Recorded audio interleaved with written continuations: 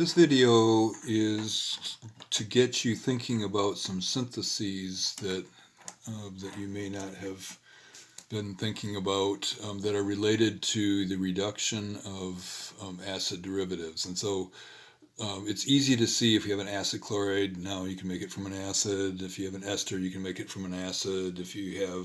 We spent some time talking about if we want to make amines, that we can make them from either amides or nitriles.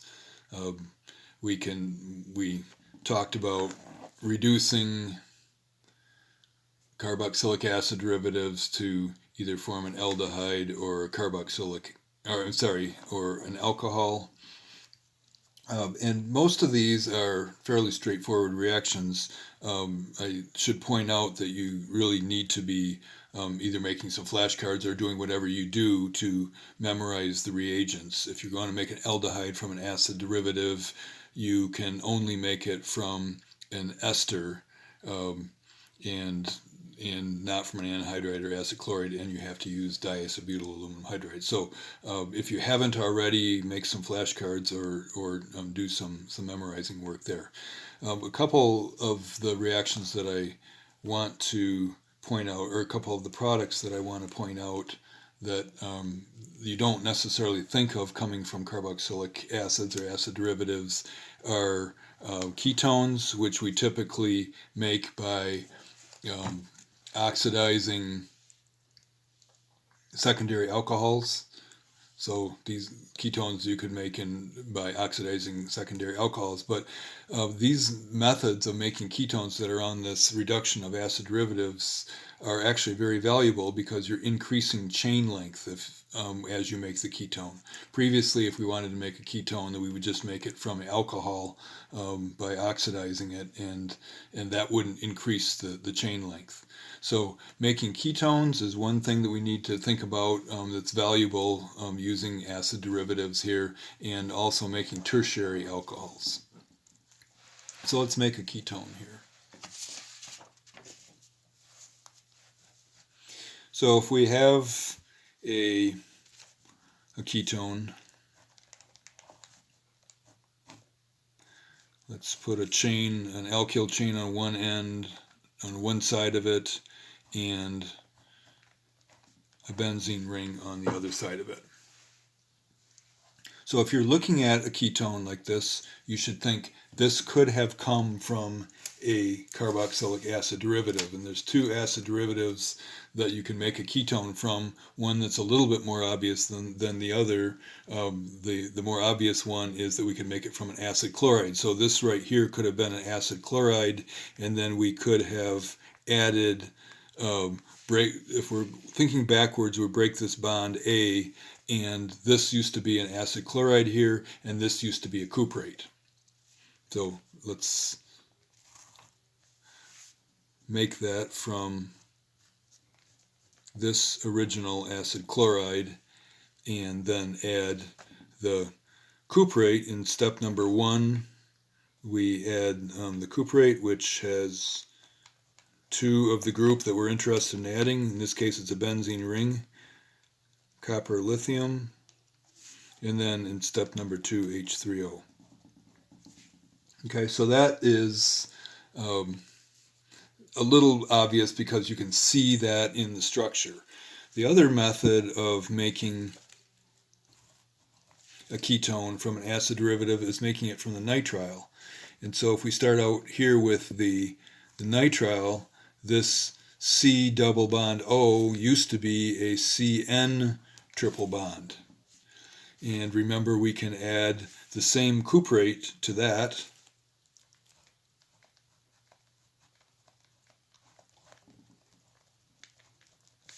And then that would make a CN double bond, and then the step number 2, when we add H3O, it turns that CN double bond into the CO double bond. Okay? So get used to looking at ketones as something that can be made from acid derivatives, either from an acid chloride or from a nitrile. 1, 2, 3, 4 carbons, 1, 2, 3, 4, 1, 2, 3, 4. Make sure you're counting your carbons. It's easy to make a mistake by not counting your carbons. Okay, we can make the same ketone by breaking a different bond. So let's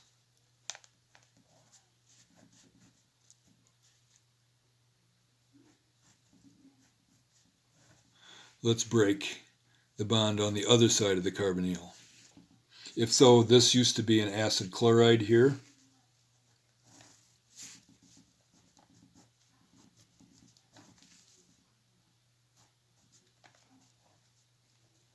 And we can react it with a cuprate that is 1, 2, 3 carbon chain there. So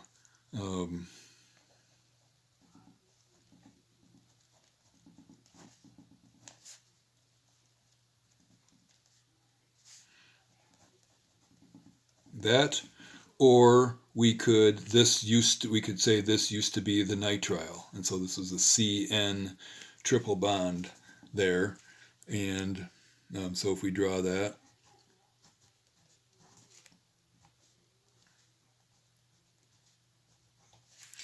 the nitrile there, then we could add again the 3 carbon cuprate, which would break this pi bond, make a CN double bond, which we would hydrolyze with by adding water. So step 1, cuprate. Step 2, adding H3O.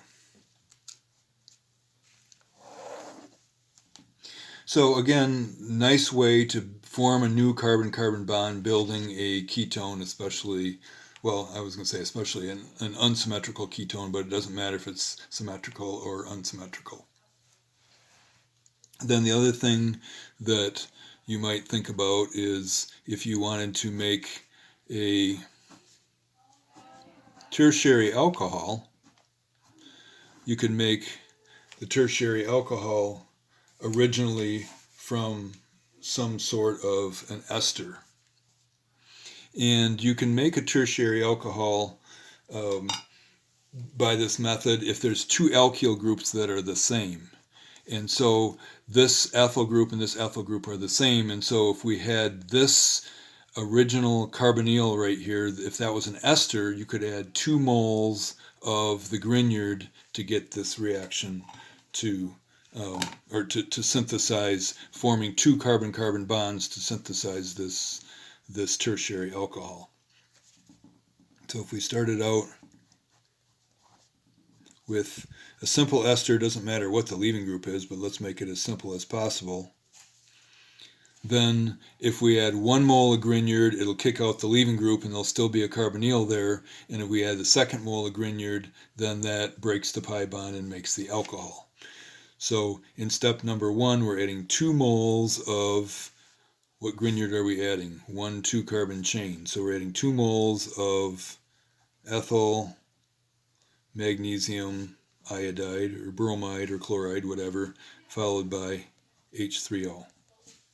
Okay, so this works if you want to make an alcohol that happens to have 2 of the same groups on it. Let's make 2 benzene rings here. Whatever the 2 groups are, those are the things that that came from the Grignard originally. So originally we had a 1 2 3 4 carbon chain where this oxygen used to be an ester. So let's make a simple methyl ester out of it. 1 2 3 4. And then we're going to add, in step number 1, 2 moles of, that's a 2 there, 2 moles of phenyl magnesium bromide. Step 2, H3O. So these are a couple of functional groups that are not real obvious that they might come from a carboxylic acid derivative. Ketones coming from nitriles or from acid chlorides, and tertiary alcohols that have 2 of the same group adding can come originally from an ester by adding 2 moles of whatever the Grignard reagent is.